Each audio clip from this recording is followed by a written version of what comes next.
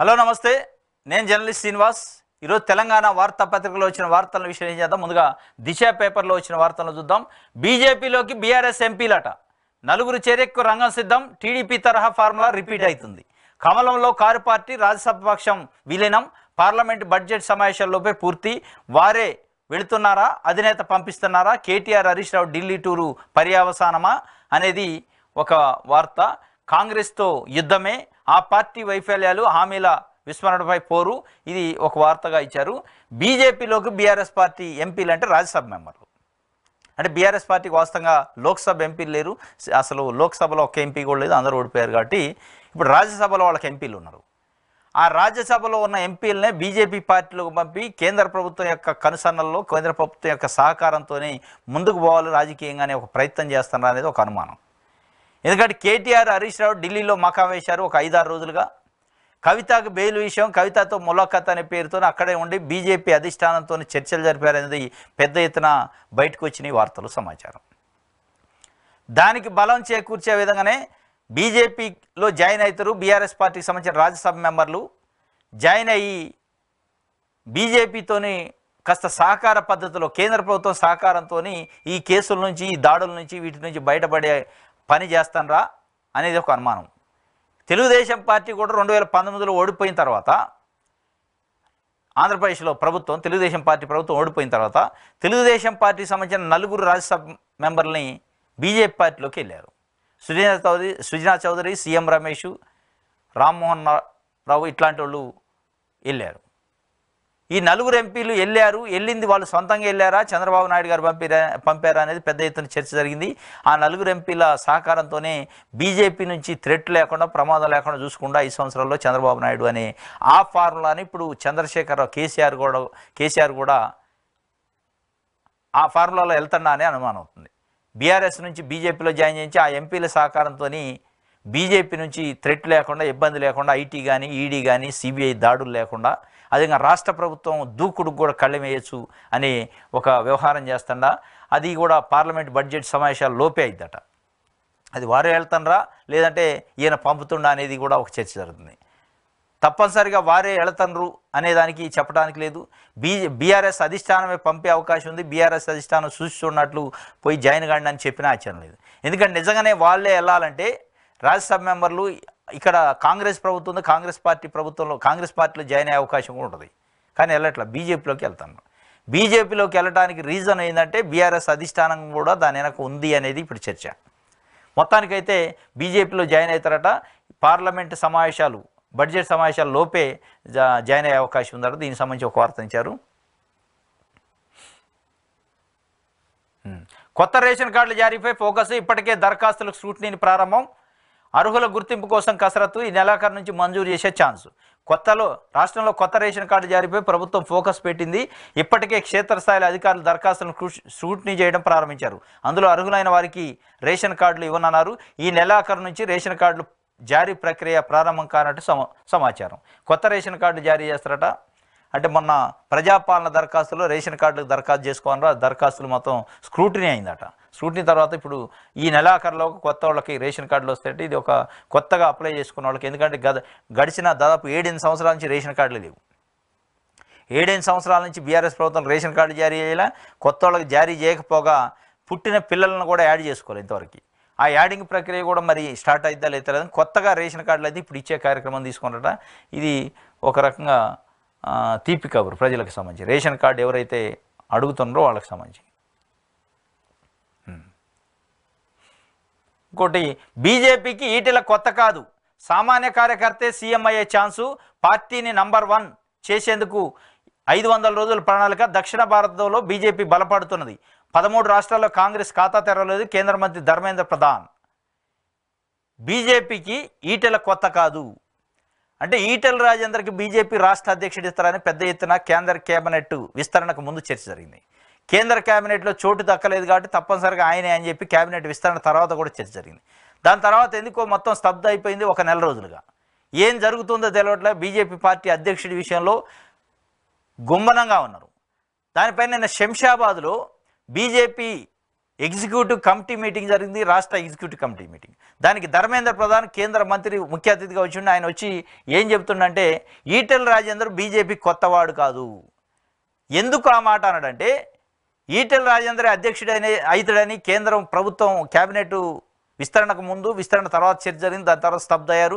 ఆ స్తబ్ద అయ్యే కార్యక్రమం వెనక కొంతమంది బీజేపీ పాత నాయకులు మొత్తం ఢిల్లీ పైన ఒత్తిడి తెచ్చారని, అధిష్టానం పైన కొత్త నాయకులకు బీజేపీ అధ్యక్షుడి పదవి ఇవ్వద్దు అని ఈటెల రాజేందర్ దృష్టిలో పెట్టుకొని ఆయనకి ఇవ్వకుండా అడ్డుకున్నారు అనేది ఒక చర్చ జరిగింది. ఆయన కొత్త, మేము పాత వాళ్ళకి ఇవ్వాలి, కొత్త వాళ్ళకి ఇవ్వద్దనే విధంగా ఒక చర్చ తీసుకెళ్లారు అధిష్టానం పైన అనేది చర్చ జరిగింది. దానికి కౌంటర్గానే ఆయన స్పష్టంగా అధిష్టానం దూతగా వచ్చిన ముఖ్య అతిథిగా ఈటెల రాజేందర్ బీజేపీ పార్టీ కొత్త కాదు, ఆయన పాత వ్యక్తి అయిపోయిండు అని చెప్పిండు. అంటే ఈటెల రాజేందర్కి బీజేపీ రాష్ట్ర అధ్యక్షుడి బాధ్యతలు ఇవ్వబోతున్నారు అనేది ఒక రకంగా ఇండైరెక్ట్గా ఇండికేషన్ ఇచ్చిపోయిండు ధర్మేంద్ర ప్రధాన్. స్పష్టం, ఈటెల రాజేందరే కాబోయే అధ్యక్షుడు రాష్ట్ర బీజేపీకి అనేది ఆయన కొంత స్పష్టంగా. ఎందుకంటే బీజేపీకి ఈటెల కొత్త కాదన్నాడు, చాలామంది కొత్త వాళ్ళు ఉన్నారు. ఎందుకు ఈటెల పేరునే తీసుకుని ఈటెల కొత్త కాదు అని ప్రస్తావించాల్సి వచ్చింది అంటే ఆయన పైన బీజేపీ మొగ్గు ఉంది ఆయన వైపే అనేది స్పష్టంగా అర్థమైంది. చాలామంది ఉన్నారు కొత్త వాళ్ళు. డీకే అరుణ కొత్తనే, రఘునందన్ రావు కొత్తనే, వీళ్ళంతా బీజేపీ పార్టీలోకి ఈ మధ్య కాలంలో వచ్చిన వాళ్ళే కదా, ఒక 5-10 సంవత్సరాల లోపు. కాబట్టి వాళ్ళ పేరు ఎవరిది ప్రస్తావించకుండా కేవలం ఈటెల రాజేందర్ ప్రస్తావించిండంటే ఆయనే బీజేపీ రాష్ట్ర అధ్యక్షుడిగా అయ్యే అవకాశం ఉంది అనేది స్పష్టంగా అర్థమైంది. ఇది దిశ పేపర్కి సంబంధించి.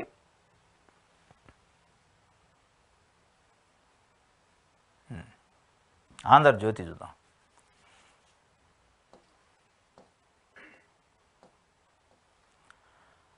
అసెంబ్లీలో గ్రేటర్ అట, పెరుగునన్న అసెంబ్లీ సీట్లు అధికంగా గ్రేటర్ హైదరాబాద్లో హెచ్ఎండిఏలోనే నియోజకవర్గాల పునర్విభజనకు అనుగుణంగానే ముఖ్యమంత్రి రేవంత్ పావులు. ఈ నేపథ్యంలో రాజధాని ప్రాంతంపై సీఎం ప్రత్యేక దృష్టి.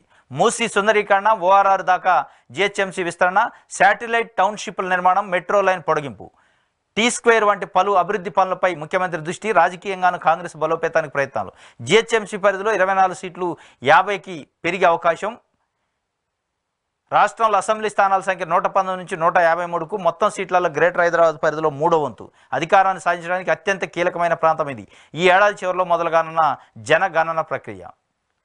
జీహెచ్ఎంసీ పరిధిలో అసెంబ్లీ సీట్లు పెరిగే అవకాశం ఉందట. అదేవిధంగా జీహెచ్ఎంసీ పరిధిలో గడిచిన ఎన్నికల్లో, అసెంబ్లీ ఎన్నికల్లో మొత్తం కూడా కాంగ్రెస్ పార్టీ ఒక సీటు కూడా గెలవాలి. మొత్తం బీఆర్ఎస్ గెలిచింది, 15 మంది గెలిచారు. ఆ 15 మందిని రోజు జాయిన్ చేసుకునే కార్యక్రమం చేస్తున్నాం. దాంతోపాటు జీహెచ్ఎంసీలో ఇప్పుడున్న సీట్ల కంటే ఇప్పుడు జీహెచ్ఎంసీ పరిధిలో 24 అసెంబ్లీ సీట్లు ఉన్నాయి. నియోజకవర్గాల పునర్విభజన జరిగితే ఇక్కడ 1/3 రాష్ట్రంలో ఉన్న అసెంబ్లీ సీట్లు అన్నిట్లలో కూడా 3వ వంతు ఇక్కడే ఉంటాయి. కాబట్టి 50 సీట్లకు పెరిగే అవకాశం ఉందట. అంటే 153 సీట్లు పెరిగితే 119 నుంచి రాష్ట్ర వ్యాప్తంగా కూడా సీట్లు పెరుగుతాయి. 2026లో నియోజకవర్గాల పునర్విభజన జరిగితే 119 నుంచి 153 పెరుగుతాయి. ఆ 153లో ఓన్లీ జీహెచ్ఎంసీలోనే 50 అవుతాయి అట. అంటే 3వ వంతు సీట్లేనే ఉంటాయి. అంటే రాష్ట్రంలో ప్రభుత్వం ఏది ఏర్పడాలనేది ఈ జీహెచ్ఎంసీ పరిధిలో ఉన్న ఎమ్మెల్యేలు ఎవరు ఎక్కువ వెళ్తే వాళ్ళే ఏర్పడతారు. కాబట్టి దానిపైన ప్రత్యేకమైన దృష్టి పెట్టిండు రేవంత్ రెడ్డి. మూసీ సుందరీకరణ కావచ్చు, T-Square పనులు కావచ్చు, ఓఆర్ఆర్ దాకా జీహెచ్ఎంసీ విస్తరణ కావచ్చు, శాటిలైట్ టౌన్షిప్లు కావచ్చు, ఇవన్నీ కూడా ఏంటంటే జీహెచ్ఎంసీలో ఉన్న ప్రజల్ని మెప్పించే కార్యక్రమం, ప్రజల మెప్పు పొందే కార్యక్రమం, వాళ్ళ ఆమోదం పొందే కార్యక్రమం, వాళ్ళ బలం మనకి వాళ్ళు బలపరిచే విధంగా కాంగ్రెస్ పార్టీని ఒక కార్యక్రమం తీసుకున్నాం. ఎందుకంటే భవిష్యత్తులో ఇక్కడ 50 సీట్లు వస్తాయి. 50 సీట్లో మెజారిటీ సీట్లు గెలిస్తేనే ప్రభుత్వం ఏర్పాటు చేస్తాం. గడిచిన ఎన్నికల్లో కూడా కొంత నష్టపోయింది కాంగ్రెస్ పార్టీ. ఆ దిశగానే కాంగ్రెస్ పార్టీలో జాయిన్ చేసుకుంటుండే బీఆర్ఎస్ పార్టీ ఎమ్మెల్యేలని. ఆ దిశగానే మూసీ సుందరీకరణ అంటుండు. అంటే రాబోయే ఎన్నికల్లో 50 సీట్లు పెరిగిద్ది. ఆ 50 సీట్లు ఎక్కువ గెలవాలంటే ఇక్కడ ఏదో ఒక అభివృద్ధి కార్యక్రమాలు చేయాలి కాబట్టి అనే ప్రాసెస్లో పోతున్నట్టు అనిపిస్తుంది. కాంగ్రెస్లోకి రాజేంద్ర నగర్ ఎమ్మెల్యే ప్రకాష్ గౌడ్ జాయిన్ అయిన దానికి సంబంధించి కూడా ఒక వార్తనిచ్చారు.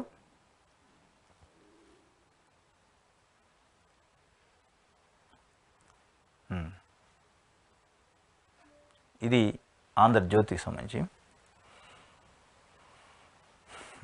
నమస్తే తెలంగాణ చూద్దాం.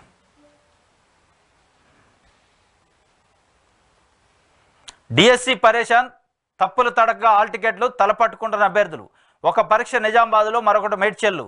ఒకే అభ్యర్థికి ఒకే రోజు వేరువేరు జిల్లాల్లో పరీక్షలు. 2 పరీక్షా కేంద్రాల మధ్య 150 కిలోమీటర్ల దూరం. గందరగోళంగా నిర్వహణ, అభ్యర్థుల్లో ఆందోళన. డిఎస్సి పరేషాన్ అట. డిఎస్సి వాయిదా వేయాలని ఒకవైపు పెద్ద ఎత్తున ఉద్యమం చేస్తున్నారు, నిరాదీక్షలు చేస్తున్నారు నిరుద్యోగులు. అయినా కానీ ప్రభుత్వం మొండి పట్టుదలతోని షెడ్యూల్ రిలీజ్ చేసింది. షెడ్యూల్ తర్వాత ఆల్ టికెట్లు కూడా విడుదల చేసింది. ఆల్ టికెట్లో పెద్ద ఎత్తున తప్పులు తడుకున్నాయట. ఒక పరీక్ష నిజామాబాద్లో ఉంటే ఇంకొక పరీక్ష మేడ్చల్లో ఉందట, ఇంకొక పరీక్ష ఖమ్మంలో ఉంది, ఇంకొక పరీక్ష నల్గొండలో ఉంది. అంటే ఒకే అభ్యర్థి అన్ని పరీక్షలకు ఎట్లా తిరగాలి? అంత దూరం ఆ గ్యాప్ కూడా లేదు. ఎంత అవస్థలు పడతారో, ఎంత ఇబ్బంది పడతారో, ఎగ్జామ్ టైంలో ఎంత కూల్గా ఉండాలి, ఎట్లాంటిది ఆలోచించకుండా ఈ తప్పుల తడతోనే ఇచ్చిండట. దాని మీద పెద్ద ఎత్తున పరేషాన్ ఉంది. దీనికి సంబంధించి ఒక వార్త నమస్తే తెలంగాణ ఇచ్చింది. అయినా కానీ ప్రభుత్వం పట్టించుకునే పరిస్థితులు లేదు. ప్రభుత్వం ఎక్కడా కూడా దాని గురించి అసలు వీళ్ళ బాధ ఏంది, ఎందుకు నిరాహారదీక్షలు చేస్తారో, ఎందుకు ఉద్యమం చేస్తారని అడిగే నాదులు లేడు, పట్టించుకున్న నాదులు లేడు. వాడు నిరాహారదీక్ష చేయని, సావని, బతకనే నాకు సంబంధం లేదు, నేను ఎగ్జామ్ పెట్టేదే, రాస్తే రాయండి, పోతే పోండి, సస్తే సావండి అనే పద్ధతిలో తెలంగాణ ప్రభుత్వ వైఖరి ఉంది. ఎంత ఆంభావం ఉంటే, ఎంత అధికార మదం ఉంటే, ఒకవైపు ఇంత పెద్ద ఎత్తున ఉద్యమం జరుగుతుండే, నిరాహారదీక్షలు జరుగుతుండే, షెడ్యూల్ విడుదల చేస్తారు, ఇంకొక వైపు ఆల్ టికెట్లు విడుదల చేస్తారు. ఆల్ టికెట్లో కూడా తప్పులు తడక. నిజామాబాద్లో ఎగ్జామ్ రాసినోడు మేడ్చల్లో మళ్ళీ నెక్స్ట్ ఎగ్జామ్ ఎట్లా రాస్తాడు? ఉదయం నిజామాబాద్లో ఎగ్జామ్ ఉంటే మధ్యాహ్నం మేడ్చల్లో ఎట్లా రాగలుగుతాడు? అయ్యే పని అది. లేదా ఉదయం మేడ్చల్లో ఉంటే మధ్యాహ్నం సాయంత్రానికి నిజామాబాద్లో ఎగ్జామ్ పెడితే ఎట్లా రాస్తాడో, అభ్యర్థి ఎట్లా పోతాడు? ఆ కనీసం లాజిక్ అని ఉండాలి కదా. ఏది లేకుండా అడ్డగోలుకు మేము ఎగ్జామ్ అయితే పెడతాం అనే విధంగానే ఉంది తప్ప ఏం లేదు. రైతన్నల బలవన్మరణం అట. ఓవైపు వర్షాభావ పరిస్థితులు, మరోవైపు అప్పుల భారం. ఇద్దరు అన్నదాతలు ఆత్మహత్య చేసుకున్నట. లక్ష్మయ్య, సభావత్ రమేష్. చందంపేటలో ఇద్దరు రైతులు బలవన్మరణం. నేతన్నలు కూడా ఆత్మహత్య అట. ఉపాధి లేక, అప్పుల భారం మోయలేక ఊరేసుకున్న మగ్గం కార్మికుడు శంకరయ్య. ఎలుకల కలకలం. మరో 4 గురుకుల విద్యార్థులను కలిసిన మూషికాలు. రామాయంపేట ఘటన. మరొక ముందే నర్సాపూర్లో రిపీటు. గుట్టు చప్పుడు కాకుండా శిక్ష చేయించిన గురుకుల సిబ్బంది. ఇది మొత్తానికి అగమ్యగోచరంగా ఉంది. ప్రభుత్వం పట్టించుకునే పరిస్థితి లేదు. వార్త వచ్చినా కానీ ఎవడు పట్టించుకుంటట్లేదు.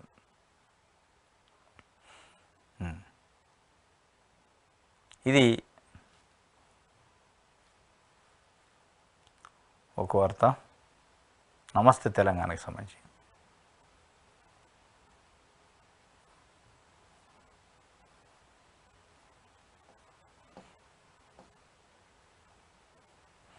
ఓకే, నమస్తే తెలంగాణలోని ఎవరి కోసం ఈ పునర్జీవనం?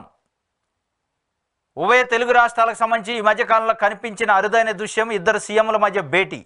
అది కూడా ఒకరు ఇండియా కూటమికి చెందినవారు అయితే మరొకరు ఎన్డీఏ కూటమికి చెందినవారు కావడం గమనార్హం. ఆ సంగతి అలా ఉంచితే ఆ భేటీ అనంతరం జరిగిన ఓ పరిణామం అందరి దృష్టిని ఆకర్షించింది. అదేమిటంటే తెలంగాణలో టీడీపీ పునర్జీవం గురించి చంద్రబాబు మాట్లాడటం. టీడీపీ పునర్జీవం గురించి మాట్లాడుతూనే బాబు మరో మాట కూడా చెప్పారు. తెలంగాణ గడ్డపైన టీడీపీ పుట్టిందని, ఇక్కడ పుట్టిన పార్టీని మరోసారి ఇక్కడ బలంగా విస్తరిస్తానని శపథం చేశారు.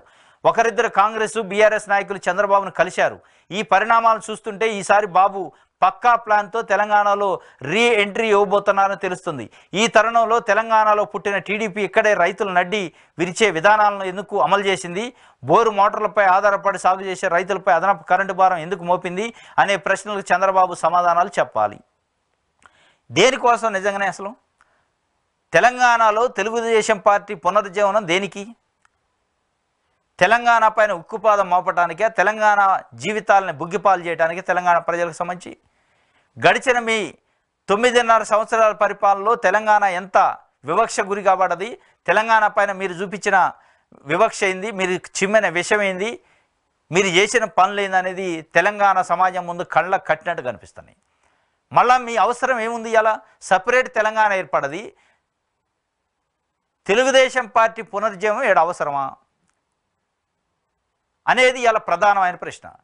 తెలుగుదేశం పార్టీ పునరుజ్జీవం ఇస్తామని ఇక్కడ జెండాని రెపరెపరాలిస్తామని తెలుగుదేశం పార్టీ ఆఫీసులో అని చంద్రబాబు నాయుడు గారు చెప్పారు. ఎవరి కోసం కావాలో తెలుగుదేశం పార్టీ జెండా రెపరెప ఇక్కడ అనేది తెలంగాణ సమాజం అడుగుతుంది. అంటే మేము తెచ్చి తెలుగుదేశం పార్టీని మా భుజాలపైన మోస్తే గడిచిన 30 సంవత్సరాలుగా తెలంగాణకు మీరు ఒరగబెట్టింది ఏంది? రైతుల ఆత్మహత్యలు, రైతులు ఉరేసుకోవటాలు, బోరు పంపులు బడక, పదుల సంఖ్యలో బోర్లేచి రైతుల ఆత్మహత్యలు, అప్పులై ఇదే మీరు ఒరగబెట్టింది? ఏ రోజైనా తెలంగాణ రైతుల పొలాల్లోకి నీళ్లు తేవాలనే ధ్యాస కానీ ఆలోచన చేశారా? ఏ కాడికి మీరు ఆంధ్రాని అభివృద్ధి చేయాలి, హైదరాబాద్ని అభివృద్ధి చేయాలి అనేది పెట్టుకున్న తప్ప తెలంగాణ పల్లెలపైన, తెలంగాణ రైతాంగం పైన ఎప్పుడైనా మీరు శ్రద్ధ చూపించి తెలంగాణ పైన ప్రాజెక్టులు కట్టి తెలంగాణలో రైతులకి నీళ్ళు ఇచ్చుంటే మీరు ఇవాళ ఈ పరిస్థితి ఈ స్థాయిలో వ్యతిరేకత ఉండేది. ఇది చేయకపోగా తెలంగాణ ఏర్పాటును వ్యతిరేకించారు. తెలంగాణ ఏర్పాటు పైన విషం కక్కారు. మీ చేతిలో కొన్ని పేపర్లు, కొన్ని టీవీ ఛానళ్ళు పెట్టుకొని తెలంగాణ ఏర్పాటును వ్యతిరేకిస్తూ తెలంగాణ పైన విషం కక్కి శతవిధాల ప్రయత్నం చేశారు తెలంగాణ ఏర్పడకుండా ఆపటానికి. ఆంధ్రాలో ఉన్న ఎంపీలు, ఎమ్మెల్యేలతో రిజైన్ చేయించారు, ఢిల్లీ పోయారు, మార్చి చేశారు ఢిల్లీ కేంద్ర ప్రభుత్వం దగ్గర. శతవిధాల ప్రయత్నం చేసిండు, కానీ పారలే. రెండు వైపులు ఇటు తెలంగాణలో నేను తెలంగాణకు అనుకూలమైన లెటర్ ఇస్తూనే అక్కడ పోయి ఆపే ప్రయత్నం చేసిండు. ఈ రెండు కళ్ళ సిద్ధాంతంను తెలంగాణ కంటిలో కారం కొట్టే ప్రయత్నం చేసిన మీరు ఇవాళ మీ పార్టీ ఇక్కడ ఏమి అవసరం అని తెలంగాణ సమాజం అడుగుతుంది. అదే ఈ ఎవరి కోసం ఈ పునరుజ్జీవం అని చెప్పి, ఎవరి కోసం అంటే తప్పనిసరిగా చంద్రబాబు నాయుడు గారి కోసం, ఆంధ్ర బాగ్ కోసమే ఈ పునరుజ్జీవనం తప్ప తెలంగాణ బాగ్ కోసం కాదు. తెలంగాణ నాశనానికే ఇది. ఈ పునరుజ్జీవం నిజంగానే జరిగితే తెలంగాణకు తీవ్రమైన నష్టం జరిగే అవకాశం ఉంటుంది. తెలంగాణ పైన చంద్రబాబు నాయుడు గారు ఒక 10వ పరకు ఎమ్మెల్యేలు గెలిస్తే పెత్తనం చేసే అవకాశం ఉంటుంది. ఆ పెత్తనంలో తెలంగాణను బుగ్గిపాలు చేయడానికి తప్ప దేనికి పనికిరాదనేది ఇలా మాట్లాడుకుంటున్న పరిస్థితి. 10 ఏళ్ల తర్వాత మళ్ళీ ఆంధ్ర వాళ్ళ పెత్తనం ఏమిటనే ప్రశ్న యావత్ తెలంగాణ సమాజాన్ని ఆలోచింపజేస్తుంది. కాబట్టి స్వయం పాలన కోసం తనలాడి సాధించుకున్న తెలంగాణలో మొదలవుతున్న కుట్రలకు ఆదిలోనే అడ్డుకట్ట వేయాలి. ఈ కుయుక్తుల నేపథ్యంలో తెలంగాణ ప్రజలు మరో ఉద్యమానికి సమయత్తం కావాలి. వాస్తవం ఇది. 10 ఏళ్ళు కిమ్ అన్నాడు చంద్రబాబు నాయుడు, కిమ్ అనలే. 10 ఏళ్ల పాటు ఏ రోజు కూడా తెలంగాణలో పునరుజ్జీవనం ఇది అదే మాట్లాడలే. కేసీఆర్ గారు ముఖ్యమంత్రిగా ఉన్న రోజులు హైదరాబాద్ రావడానికి కూడా భయపడే పరిస్థితి చంద్రబాబు నాయుడు గారు. ఆ పరిస్థితి నుంచి ఇవాళ తెలంగాణలో తెలంగాణ గడ్డ పైన పసుపు జెండాను రెపరెపరేస్తాం, పునరుజ్జీవనం చేపిస్తామంటే ఎవరి కోసం కావాలి మీ పునరుజ్జీవనం అని తెలంగాణ సమాజం అడుగుతుంది. ఏ రోజు రాలేదు కేసీఆర్ ముఖ్యమంత్రిగా ఉన్న రోజులు. అందుకే ఉద్యమకారుడు ఉంటేనే ఆ విలువ ఏం తెలుస్తుంది. ఉద్యమకారుడే పరిపాలించి ఉద్యమకారుడి చేతిలో రాష్ట్రం ఉంటే అది వేరే ఉంటుంది అనేది ఇవాళ తెలంగాణ సమాజం మాట్లాడుకుంటుంది. ఇది నమస్తే తెలంగాణకు సంబంధించి దిశ పేపర్. ఓకే, దిశ చూసినాగా. సాక్షి చూద్దాం.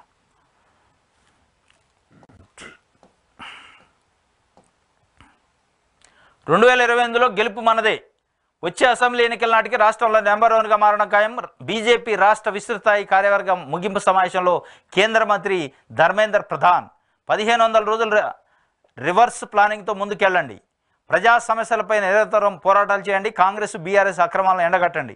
బీజేపీలో సామాన్య కార్యకర్త సీఎం కాగలడు. తెలంగాణలో కాంగ్రెస్ ప్రభుత్వం హిందూ విరోధి. రాజ్యాంగాన్ని పదే రాహుల్ అవమానిస్తున్నారు. రాష్ట్రం నుంచి అధికారం తప్పనిసరిగా మనం 2028లో మందే గెలుపు అని చెప్పి శంషాబాద్లో నిన్న బీజేపీ రాష్ట్ర కార్యవర్గ సమావేశం జరిగింది. దాంట్లో ధర్మేంద్ర ప్రధాన్ ముఖ్య అతిథిగా పాల్గొని 1500 రోజులు రివర్స్ ప్లానింగ్తో ముందుకెళ్ళండి అని చెప్పి చెబుతుంటే ప్రజా సమస్యలపైన పోరాటం చేయండి అని చెప్పి కూడా చెబుతున్న పరిస్థితి. ఇది ఒక వార్త.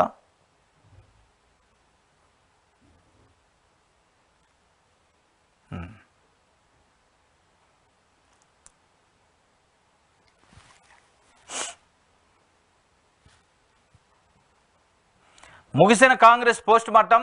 గురువారం రాత్రే కేరళ వెళ్ళిపోయిన కురియన్, రకీబుల్, ఫర్గత్ సింగ్ల ఎదుట హాజరయ్యే అభిప్రాయాలు తెలిపిన పలువురు ఎమ్మెల్యేలు. అసెంబ్లీ ఇన్ఛార్జీలు ఈ నెల 21న అధిష్టానానికి నివేదిక ఇస్తామని వెల్లడి. 2 రోజులకు షెడ్యూల్ కుదింపు. గాంధీభవన్లో నల్గొండ డీసీసీ అధ్యక్షుడు శంకర్ నాయక్తో మాట్లాడుతున్న త్రిసభ్య కమిటీ సభ్యులు రక్బుల్ హసన్, ఫర్గత్ సింగ్. వీళ్ళు ఢిల్లీ నుంచి కాంగ్రెస్ అధిష్టానం పంపింది పోస్ట్ మార్టానికి.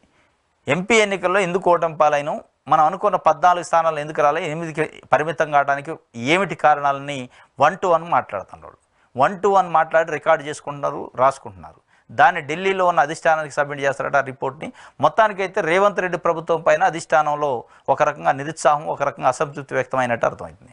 ఎందుకంటే రేవంత్ రెడ్డి ప్రభుత్వం ఏర్పడి 7 నెలలు కాకముందే ఈ స్థాయిలో ప్రజల నుంచి వ్యతిరేకత వచ్చిందా, వ్యతిరేకత వల్లనే మనం 8 సీట్లకు పరిమితం అయినవా, లేదు బీజేపీ బీఆర్ఎస్ కొల్యూడయి ఓట్ షేరింగ్ వాళ్ళు చేసుకోవడం వల్ల దెబ్బతిన్నావా అనే విషయాల్ని రేవంత్ రెడ్డి ఢిల్లీ పోయి ఎక్స్ప్లెనేషన్ ఇస్తే నమ్మక మళ్ళా త్రిసభ్య కమిటీని పంపి నిజ నిర్ధారణ కమిటీని పంపారంటే రేవంత్ రెడ్డి చెప్పిన రిపోర్ట్ను కానీ ఇచ్చిన రిపోర్ట్ కానీ చెప్పిన మాటలని అధిష్టానం నమ్మలేదు అని దీనికి అర్థమవుతుంది. అసలు ఏం జరిగిందో రేవంత్ రెడ్డిని అడిగితే తెలదు. క్షేత్రస్థాయికి వెళ్ళండి, ప్రతి వ్యక్తితోని ప్రతి కార్యకర్త నాయకుడితో మాట్లాడండి. డీసీసీ అధ్యక్షులు, పార్టీ ఇన్ఛార్జీలు, అసెంబ్లీ ఇన్ఛార్జీలు, పార్లమెంట్ ఇన్ఛార్జీలు, పార్లమెంట్లో పోటీ చేసిన అభ్యర్థుల్ని అడిగి 1 to 1 అడిగి రికార్డు చేసుకొని రండి అని చెప్పారట. మొత్తానికైతే రేవంత్ రెడ్డి పైన కొంత అధిష్టాన అసంతృప్తి ఉన్నట్టు, ఈయన చెప్పే మాటని పూర్తిగా నమ్మటలేదు, విశ్వసించట్లేదు అని అర్థమవుతుంది. విశ్వసిస్తే నిజంగానే ఇక్కడ దాకా వచ్చి రిపోర్ట్ తీసుకోవాల్సిన అవసరం లేదు. ఆయన ఇచ్చిన రిపోర్ట్, ఆయన చెప్పిన మాటలను కన్విన్స్ కావాలి వాస్తవంగా. మరి కన్విన్స్ కాక వచ్చారా అనేది ఇలా తెలంగాణలో జరుగుతున్న చర్చ. నిజంగానే ఈ రిపోర్ట్లో రేవంత్ రెడ్డి ప్రభుత్వం గడిచిన 5 సంవత్సరాల్లో చేసిన 7 నెలల్లో చేసిన వ్యవహారాలపైన నిజంగానే వ్యతిరేకత ఉంది. ఈయన చేయటం వలన, ఈయన యొక్క వ్యవహార శైలి వల్లనే సీట్లు తగ్గినాయి అనేది ఈ రిపోర్ట్లో వస్తే మరి ముఖ్యమంత్రి పైన ఎట్లాంటి చర్యలు ఉండబోతున్నాయి కాంగ్రెస్ పార్టీ పరంగా అనేది కూడా ఒక చర్చ జరుగుతుంది. దీనిపైన 1 to 1 మాట్లాడుతున్నట్ల.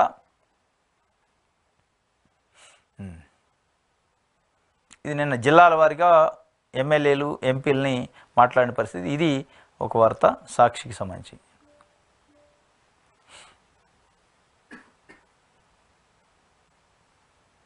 ఈనాడు చూద్దాం.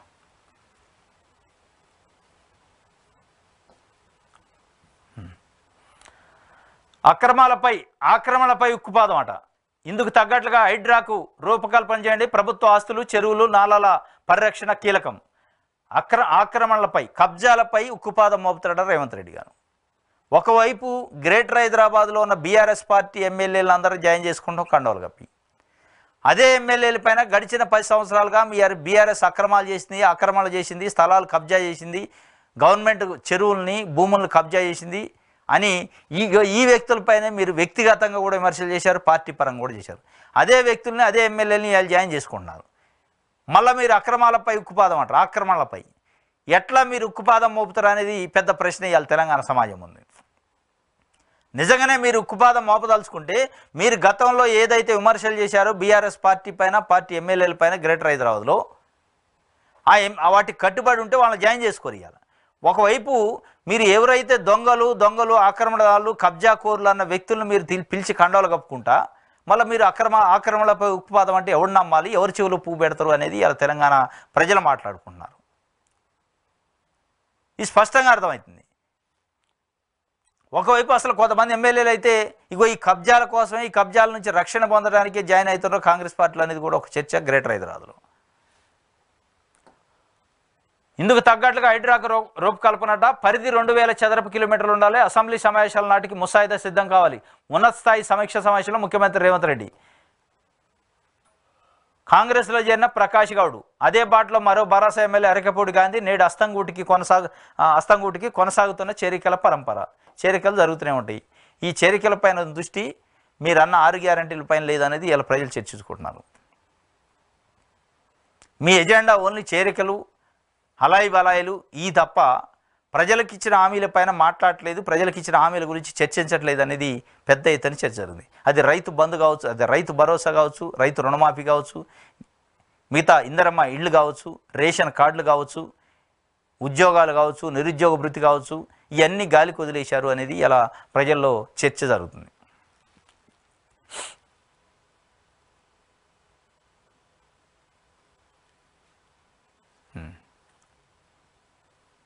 ఇది ఒక ఈనాడుకి సంబంధించి వెలుగు పేపర్ చూద్దాం. జనభారతం అట. 2060 నాటికి మన దేశ జనాభా 170 కోట్లకు పోద్దట. 2060 నాటికి దేశ జనాభా 170 కోట్లు, అంటే మన దేశమే ప్రపంచంలో అత్యధికమైద్దాం. ఆ తర్వాత తగ్గి 2100 నాటికి 2100 నాటికి 150 కోట్లకు తగ్గిద్దాడ. 2100 సంవత్సరానికి 2060 నాటికి 170 కోట్లకు పోయి 2100 సంవత్సరం నాటికి 150 కోట్ల, అంటే ఒక 20 కోట్లు తగ్గిద్దట. మరి అప్పటికి ఏం మార్పులు వస్తాయి ఏం తెలియదు, కానీ మొత్తానికైతే 2060 నాటికైతే 171 కోట్లకు పోద్దట భారతదేశ జనాభా. ప్రస్తుతం ఉన్న జనాభా 145 కోట్లు. ఈ శతాబ్దం మొత్తం ఫస్ట్ ప్లేస్ మనదే. 2080 నాటికి 1030 కోట్లకు పెరిగిన ప్రపంచ జనాభా, 2100 నాటికి సగానికి పైగా తగ్గనున్న చైనా పాపులేషన్. యుఎన్ రిపోర్ట్లో యునైటెడ్ నేషన్స్ రిపోర్ట్లో వెల్లడైందట. 2100 నాటికి సగానికి పైగా తగ్గిద్దట చైనా పాపులేషను. అంటే అప్పుడు మనం ఫస్ట్ ఉంటాం కావచ్చు. మొత్తానికైతే 2060 నాటికి 171 కోట్లతోనే భారతదేశం జనాభా పాపులేషన్ ఉంటుందట. బీఆర్ఎస్లో మిగిలేది ఆ నలుగురే. 15 రోజుల్లో కాంగ్రెస్ బీఆర్ఎస్ ఎల్పీ విలీనం. కాంగ్రెస్లో బీఆర్ఎస్ ఎల్పీ విలీనం అంట దానం నాగేంద్ర గారు చెప్తుండు, ఖైరతాబాద్ ఎమ్మెల్యే. బీఆర్ఎస్లో ఎమ్మెల్యేలను పురుగుల్లా చూసేటోళ్ళు. పార్టీ ఆఫీసును కేటీఆర్ కార్పొరేట్ కంపెనీలు నడిపిండు. ఆయన ఫ్రెండ్స్ బినామీలు 1000 కోట్లు దోచుకున్నారు. త్వరలోనే ఆ కథలన్నీ బయట పెడతానని వెల్లడి. బీఆర్ఎస్లో మిగిలేది ఆ నలుగురే అంటుండు. 15 రోజుల్లో బీఆర్ఎస్ని కాంగ్రెస్ పార్టీలో విలీనం చేస్తాం, బీఆర్ఎస్ ఎల్పీని. బీఆర్ఎస్లో ఎమ్మెల్యేలకు విలువ లేదు, పురుగులను చూసినట్టు చూసిండు అని చెప్తుండు. ఇంకేం చెప్తుండు, పార్టీ ఆఫీసుని కేటీఆర్ కార్పొరేట్ కంపెనీలా నడిపిండు. ఆయన ఫ్రెండ్స్ బినామీలు 1000 కోట్లు దోచుకుంటారు. మరి ఇదంతా నువ్వు బీఆర్ఎస్లోనే ఉన్నప్పుడు చెప్పుంటే బీఆర్ఎస్లో ఎమ్మెల్యేలు పురుగులు లెక్క చూస్తారు, ఆయన ఆఫీసుని కార్పొరేట్ ఆఫీసులాగా నడిపిండు, ఆయన ఫ్రెండ్స్ 1000 కోట్లు దోచుకున్నారు అని చెప్పుంటే మీకు విలువ ఉండేది. పార్టీ కండువా కప్పుకోగానే పాతయాన్ని గుర్తొస్తాయి. ఈ పార్టీ కండువా కప్పుకున్నారు కాబట్టి మళ్ళీ ఈ క్యారెక్టరు ఈ పాత్ర రోల్ చేస్తున్నారు, ఈ డ్రామా నడుపుతున్నట్టు ఉంది. ప్రజల చెవిలో పూలు పెడతారా మీరు? అంటే కాంగ్రెస్ పార్టీలో ఉన్నప్పుడే కాంగ్రెస్ పార్టీ మంచిదంటారు, బీఆర్ఎస్ పార్టీలో ఉన్నప్పుడే బీఆర్ఎస్ పార్టీ భజన చేస్తారు. ఇదే నోటితోని కేసీఆర్ అంత ఉద్దండు లేడు, కేసీఆర్ ఈ రాష్ట్రానికి దేవుడు అని చెప్తారు. మళ్ళీ మీరు ఇవాళ బయటకు వచ్చి ఆయన ఇట్లా ఈయన ఇట్లా ఇదని విమర్శిస్తారు. ఎట్లా నమ్మాలి? కాంగ్రెస్ పార్టీలోకి వచ్చిన తర్వాత మీరు విమర్శలు చేస్తే ఆ పార్టీలో గెలిచి మరి మీరు రేవంత్ రెడ్డి పైన మళ్ళీ భవిష్యత్తులో ఏమన్నా కామెంట్ చేయకుండా ఉంటారా? ఏమైనా గ్యారెంటీ ఉందా? మళ్ళీ కాంగ్రెస్ పార్టీ పవర్ బాగానే రేవంత్ రెడ్డి ఇట్లా పురుగులను చూసినట్టు చూస్తాడు, కాంగ్రెస్ పార్టీలో ఎమ్మెల్యేలకు వెళ్ళలేదు అని చెప్పకుండా ఉంటారని ఏమైనా గ్యారంటీ ఉందా? లేదు గ్యారంటీ. ఇవాళ ఇది ఉంది, దీని భజన. రేపు మళ్ళీ ఇది అయిపోతే అటుపోయి మళ్ళీ కాంగ్రెస్ పార్టీ పైన భజన, విమర్శలు, అక్కడ భజన చేయాలి. ఇట్లా ప్రజలను మోసం చేస్తున్నారు మీరు. అది ఈయన ఒక్కడే కాదు, అందరూ పార్టీ మారే ప్రతి వ్యక్తి కూడా. పోచారం శ్రీనివాసరెడ్డి కానీ, కడియం శ్రీహరి కానీ, ఈయన కానీ వీళ్ళంతా గతంలో బీఆర్ఎస్ పార్టీలో ఉండి స్టేజీల పైన పోటీలు పడి పొగిడారు కేసీఆర్ని. పోచారం శ్రీనివాసరెడ్డి గారు అయితే అంత వయసులో సార్ ప్రపంచంలో నేను చూడలే, భూమి పుట్టినప్పటి నుంచి మీ అంత మంచి లీడర్ని, మీరే మాకు దిక్కు, నేను సచ్చే వరకు మీతోనే ఉంటా, మీరు తప్ప నాకు వేరే లీడర్ లేడన్ను. జస్ట్ కండవ కప్పిండి కథం అయిపోయా. అదంతా మర్చిపోయింది. మళ్ళీ బీఆర్ఎస్ పైన విమర్శలు. మరి ఇవాళ కండవ కప్పనే ఎడబొగుడుతుండ్రు. ఈ కండవ తీసేసి కింద వేసిన రోజు మళ్ళీ రేవంత్ రెడ్డిని కాంగ్రెస్ పార్టీని తిట్టరని గ్యారంటీ ఉందా? ఏమి లేదు. కాబట్టి ఇక రాజకీయ నాయకుల లక్షణాలు. పార్టీ ఆఫీసుని కేటీఆర్ కార్పొరేట్ ఆఫీస్ లెక్క నడిపిండు, రేపు రేవంత్ రెడ్డిని కూడా ఇదే అంటాడు. దాంట్లో డౌటే లేదు. వీళ్ళంతా పరన్నాజీవులు అనమాట. అధికారం ఎక్కడ ఉంటే అక్కడ పోతారు, అధికారం ఎక్కడ ఉంటే అక్కడ పోయి మళ్ళీ ప్రతిపక్షం పైన విమర్శలు చేసే కార్యక్రమం.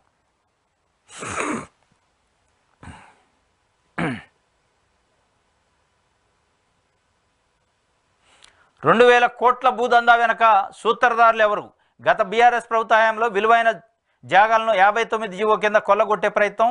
900 గజాలు చొప్పున 100 మందికి పైగా రెగ్యులేషన్కు అప్లై. తెర ముందు బినామీలు, తెర వెనుక బీఆర్ఎస్ పెద్దలు. అక్రమాలు గుర్తించిన సర్కారు పట్టాలు జారీ నిలిపివేసే ఎంక్వైరీ. బినామీలను అదుపులోకి తీసుకొని విచారించాలని నిర్ణయం. 2000 కోట్ల భూదందాట. తెర ముందు బినామీలు ఉన్నారట, తెర వెనక బీఆర్ఎస్ పెద్దలు ఉన్నారట. జియో నెంబర్ 59 అడ్డం పెట్టుకొని కొన్ని అసైన్డ్ భూములు, ప్రభుత్వ భూములు రెగ్యులరేషన్ పేరుతోని ఒక్కొక్క మనిషికి 900 గజాలు, కొన్ని 100 కోట్ల రూపాయల విలువైన భూములు అయ్యి 900 గజాలు 900 గజాలకు అప్లై చేసుకొని రెగ్యులరేషన్ చేశారట. దానికి సంబంధించిన ప్రొసీడింగ్స్ మొత్తం ఆపమని ప్రభుత్వం చెప్పింది. దాని వెనక ఎవరున్నారు అనే విషయాల్ని బయట తీసే కార్యక్రమం చేస్తుంది.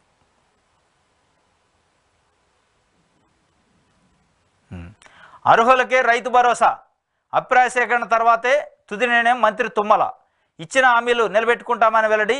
రైతును రాజును చేస్తాం పొంగులేటి శ్రీనివాసరెడ్డి అంటున్నాడు. రైతుల అభిప్రాయం మేరకే రైతు భరోసా జూపేలి చెప్తుండు. ఉమ్మడి మహబూబ్నగర్లో అభిప్రాయ సేకరణ, ప్రత్యేక కార్యాచరణతో ముందుకు. రైతు భరోసా ఎవరికి ఇవ్వాలి, ఎంతవరకు లిమిట్ పెట్టాలనే విషయం పైన మంత్రివర్గ ఉపసంఘం వేశారు బట్టి విక్రమార్క గారి ఆధ్వర్యంలో. దాంట్లో వ్యవసాయ శాఖ మంత్రి, రెవెన్యూ శాఖ మంత్రి, మిగతా ఇంకా కొంతమంది మంత్రులు, శ్రీధర్ బాబు లాంటి వాళ్ళు ఉన్నారు. వీళ్ళు మొత్తం జిల్లాలకు హెలికాప్టర్లు వేసుకొని తిరుగుతున్నారు. ఇది ఒక వాస్తవంగా time waste process. Rythu Bharosa ఎవరికి ఇవ్వాలనేది జనరల్ పబ్లిక్ మౌత్ టాక్ ఉంది. ఒక 10 ఎకరాల లోపు రైతులకు ఇస్తే బాగుంటుంది అనేది మెజారిటీ ప్రజలు చర్చించుకుంటున్నారు. అది మీకు ఇంటెలిజెన్సీ రిపోర్ట్స్ వస్తాయి, మీరు మాట్లాడుకుంటున్నా తెలుస్తుంది. పబ్లిక్ నుంచి ఈజీ ఫీడ్బ్యాక్. గడిచిన ఎన్నికల్లో రైతు బంధు పంపిణీ పైన పెద్ద ఎత్తున ప్రజల్లో చర్చ జరిగింది. వందల వేల ఎకరాలున్న బడా బాబులకి రైతు బంధు ఇస్తానని సామాన్య రైతులు విమర్శించారు, చర్చించారు. మీరు దాన్ని బేస్ చేసుకొని 10 ఎకరాల లోపు 5 ఎకరాల లోపు ఒక లిమిట్ చేసి ఇచ్చే కాడికి దీనిపైన పెద్ద చర్చలు, జిల్లాలకు పోవటం, మంత్రులందరూ హెలికాప్టర్లో పోవటం, అడిగి పోయేటాలకు ఐఏఎస్లు, కలెక్టర్లు, ఆర్డీఓలు, ఆఫీసర్లు అందరూ వెయిట్ చేయటం, ఇదంతా ఒక టైం వేస్ట్ ప్రాసెస్ తప్ప దీంట్లో పెద్దగా చర్చించి అభిప్రాయ సేకరణ తీసుకొని నిజంగానే మీరు అభిప్రాయ సేకరణ ప్రకారం చేస్తారని నేను చేసేది లేదు, మనలేదు. మీరు ఏది చేయాలనుకుంటున్నారో అదే చేస్తారు. దీనికి ఎందుకు టైం వేస్టు అని ఇవాళ తెలంగాణలో రైతులు చర్చించుకుంటున్నారు. దీనికోసం ఇక్కడ దాకా వచ్చి హెలికాప్టర్లు వేసుకొని ఖర్చు దండగా, ప్రభుత్వ డబ్బులు దండగా తప్ప ఏముందా 10 ఎకరాల లోపు వాళ్ళకి ఇచ్చేటాడికి, లేదు 5 ఎకరాలు ఏదో ఒకటి లిమిట్ పెట్టే కాడికి దీనికి పెద్ద ఎత్తున చర్చలు, చర్చలు, అభిప్రాయ సేకరణలు, ఈ ప్రజలు ఇచ్చే అభిప్రాయాన్ని మీరు ఏమైనా కన్సిడర్ చేస్తారా అనేది మళ్ళీ అసెంబ్లీలో చర్చలు. దీని వెనక ఉన్న మతలబ్ ఏంటంటే ఒక పెద్ద ఎత్తున పబ్లిసిటీ ఒకటి, రెండోది రైతు భరోసా వేయడానికి ఇప్పుడు బడ్జెట్ లేదు అనేది ఒక చర్చ. రైతు రుణమాఫీ పైన ఆగస్టు 15 లోపు చేసి తీరుతామని ముఖ్యమంత్రి సవాల్ చేసిండు కాబట్టి దానికే అన్ని నిధులు కేటాయించి ఇప్పుడు రైతు భరోసా ఇవన్నీ పెట్టుకోకుండా దానికే ఇప్పుడు తక్కువ అవుతున్నాయి వాస్తవంగా.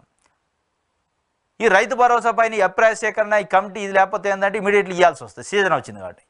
ఎందుకు ఇవ్వట్లేదంటే కమిటీ రిపోర్ట్ రావాలని ఒక సాకు చూపించి ఈ రైతు రుణమాఫీని ముందు గట్టెక్కిస్తే దీనికోసం టైం టేకింగ్ కోసం ఈ రైతు భరోసా పైన అభిప్రాయ సేకరణ తప్ప ఇందులో ఏమీ లేదనేది తెలంగాణ సమాజం మాట్లాడుకుంటుంది. వన్స్ రైతు రుణమాఫీ అయితే కొంత రైతుల్లో పాజిటివ్ చర్చ జరిగి కాబట్టి ఓ 4 రోజులు లేట్ అయినా ఇబ్బంది ఉండదు అనే ఒక ఉద్దేశంతో తప్ప దీంట్లో అసలు దీని అవుట్పుట్ ఏముండదు. ఈ రైతు భరోసా పైన అభిప్రాయ సేకరణ అనేది ఈ దండగా మారే వ్యవహారం, వేస్ట్, టైం వేస్ట్ ముచ్చట అనమాట. మీకు ఆల్రెడీ ఫీడ్బ్యాక్ ఉంది, ప్రజలు ఏమనుకుంటున్నారు దాన్ని బట్టి తీసుకుంటే అయిపోయా. ఇది ఒక వార్త.